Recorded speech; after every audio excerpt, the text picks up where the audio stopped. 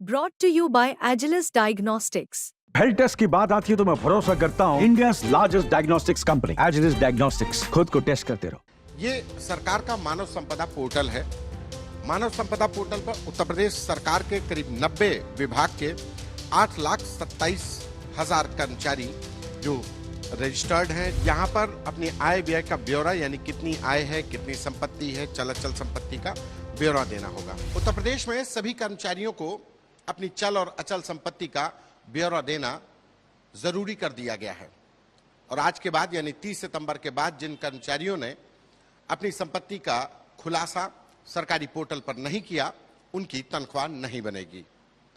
कैसे ये ब्यौरा दिया जा रहा है, क्यों ये जरूरी है, सरकार ने इसको लागू करने के लिए किस तरीके के प्रावधान किए हैं, इसी को हम समझाने की कोशिश करेंगे। ये सरकार का मानव संपदा पोर्टल है। मानव संपदा पोर्टल पर उत्तर प्रदेश सरकार के करीब 90 विभाग के 8,27,000 कर्मचारी जो रजिस्टर्ड हैं, जिनका इस पर रजिस्ट्रेशन है, ये पूरा ब्यौरा है जो पब्लिक डोमेन में है। यहीं पर अब सभी कर्मचारियों को बीते 3 महीने से लगातार यहाँ पर अपनी आय व्यय का ब्यौरा यानी कितनी आय है, कितनी संपत्ति है, चल अचल संपत्ति का ब्यौरा देना होगा। और कैसे क्या होगा, इसको हम समझने के लिए हमारे साथ विजय जी हैं। ये बताइए कि ये कैसे काम कर रहा है, क्या है और ये कितना जरूरी है, कब से आप लोग काम कर रहे हैं? को उत्तर प्रदेश सरकार द्वारा मानव संपदा पोर्टल नाम से एक वेबसाइट डेवलप की गई है, जिसपे 3 कर्मचारी विभाग द्वारा पहले बनाए जाते हैं। एक कर्मचारी होता है एस्टेब्लिशमेंट डेटा एंट्री, जो विभाग के सभी कर्मचारियों का डेटा उसमें भरता है, जो सर्विस बुक या निजी पत्रावलियों में दर्ज होता है। उसके बाद अगला एक कर्मचारी होता है ई सर्विस बुक वेरीफायर, जो डेटा एंट्री ऑपरेटर द्वारा भरे गए डाटाओं का परीक्षण करता है, सही होता तो वेरीफाई कर देता है। एक अन्य रोल होता है ई करेक्शन का। वो कर्मचारी अगर दोनों एम्प्लॉइयों द्वारा कोई भी डेटा गड़बड़ भर दिया गया है, गलत भर दिया गया है त्रुटिवश, तो उसको वो सही कर देता है। तो जो इतनी समय ज्वलंत मुद्दा चल रहा है चल एवं अचल संपत्ति ब्यौरा दर्ज करने का, तो वो सभी कर्मचारियों की निजी HRMS कोड और उनके पासवर्ड के माध्यम से भरा जाता है। हाँ, अगर आप डिमॉन्स्ट्रेट करके बता सकें कि कैसे ये काम कर रहा है और कैसे आप लोग अपलोड कर रहे हैं, क्या क्या जानकारियां पब्लिक डोमेन में मिल जाएंगी, क्या क्या जानकारियां नहीं मिलेंगी, जरा डिमॉन्स्ट्रेट भी करके बताते रहिए रघुराज। देखो, जो मानव संपदा पोर्टल की जो आधिकारिक वेबसाइट है, उसके राइट हैंड कॉर्नर पे अगर हम देखें तो यहाँ हमें पब्लिक विंडो दिख जाता है। पब्लिक विंडो में सबसे पहले हमें ऑफिस लिस्ट दिख जाती है कि उत्तर प्रदेश के कितने विभाग हैं जो मानव संपदा पोर्टल पर दर्ज हैं। दूसरे नंबर पर हमें दिख जाता है fact seat P2। Fact seat हमारा सर्विस बुक का संक्षिप्त रूप होता है कि एक सरकारी कर्मचारी जो पब्लिक सर्वेंट होता है, तो पब्लिक के पास उसके विषय में जानकारी अवेलेबल होनी चाहिए। तो जो सार्वजनिक जानकारी की जा सकती है उनका ब्यौरा दिख जाता है। तीसरे नंबर पर किसी भी कर्मचारी का HRMS कोड हम सर्च कर सकते हैं। HRMS कोड जैसे आम व्यक्ति का आधार कार्ड होता है, वैसे ही एक सरकारी कर्मचारी का HRMS कोड होता है। फॉर एग्जांपल हम अपना ही ले लेते हैं कि अगर हम जो है अपने यहाँ हम देखें अपने विभाग में, तो किसी भी कर्मचारी का 4 माध्यम से HRMS कोड पता किया जा सकता है। सबसे पहले उस व्यक्ति का मोबाइल नंबर पता हो, या पोस्टिंग ऑफिस पता हो, या डिपार्टमेंट ID पता हो, या ऑफिस नेम पता हो। अगर हम अपने विभाग का देखें, हमारा डिपार्टमेंट विजिलेंस डिपार्टमेंट है, हमारा ऑर्गेनाइजेशन विजिलेंस कमीशन है, हम लखनऊ में तैनात हैं, हमारा पद जूनियर असिस्टेंट है।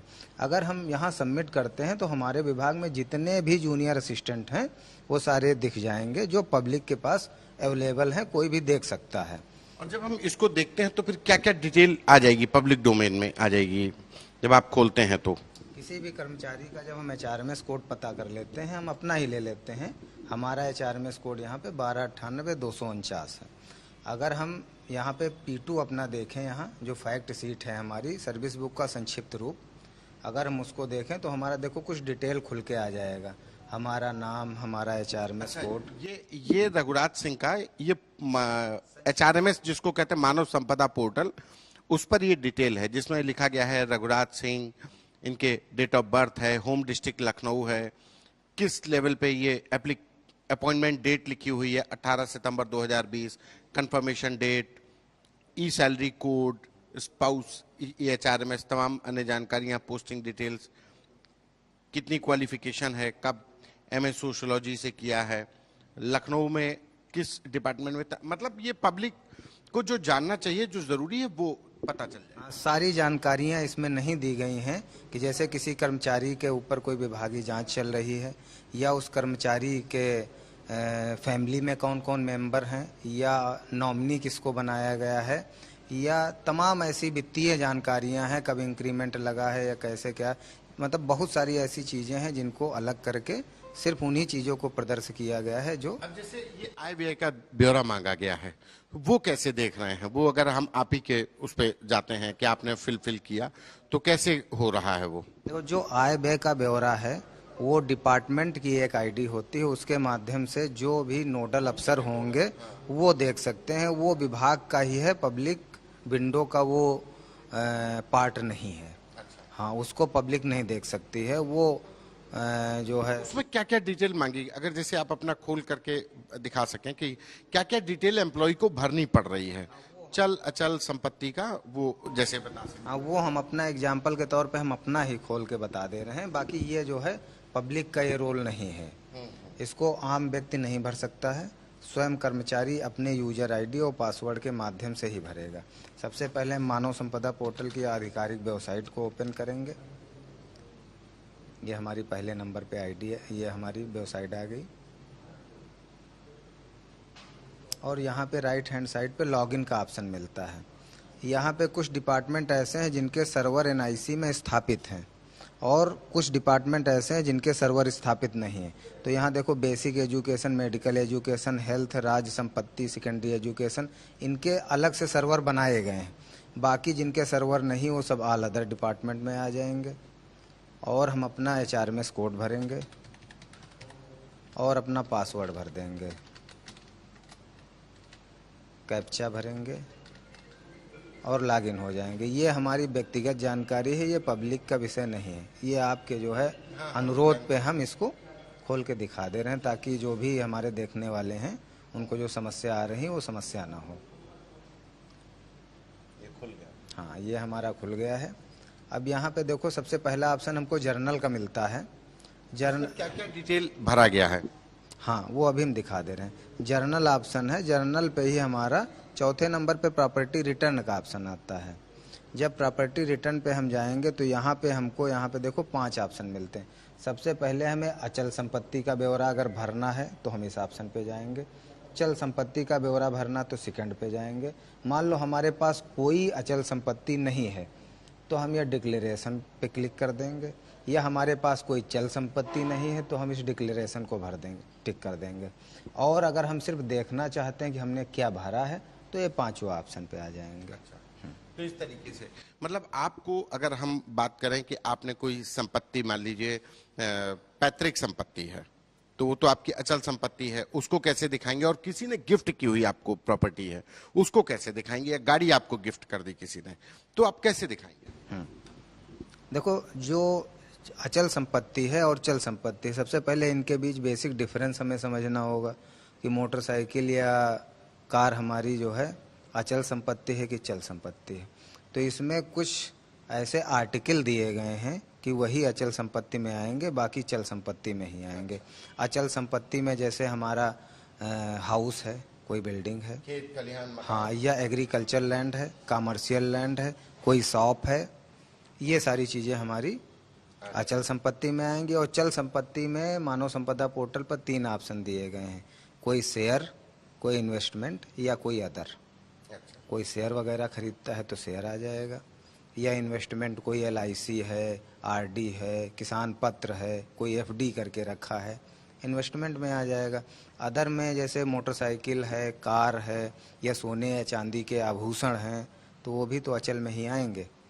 चल रघुराज जी, एक सवाल इस बात का भी कि इससे क्या फायदा, कर्मचारियों का क्या फायदा, और सरकार ऐसा क्यों कर रही है? ऐसा क्या लगता है आपको? देखो, बहुत बार क्या होता है कि कर्मचारी ईमानदारी पूर्वक अपने चल और अचल संपत्तियों का ब्यौरा दे देता है, मानवीय त्रुटिवश या उसके इतने स्थानांतरण होते हैं कि कभी प्रमोशन, पदोन्नति या कोई भी कैसे ऐसे मामला होता है तो बहुत पुराने जो रिकॉर्ड होते हैं वो मिलना बड़ा मुश्किल हो जाते हैं। कहीं ऐसी कोई प्राकृतिक आपदा या कहीं और मानवीय कोई भी गतिविधियों की वजह से हो जाते हैं। तो मानव संपदा पोर्टल पे जो भी हम डेटा भरेंगे, हमारा ट्रांसफ़र कहीं भी हो, पोस्टिंग कहीं भी हो, हम कहीं पर हों, रिटायर हो गए हों, वर्किंग में हों, तो वो सारी सूचनाएं हमारी सदैव संकलित रहेंगी और इसको कभी भी कहीं से भी देखा जा सकता है। सबसे बड़ा लाभ हमारा ये है इसमें।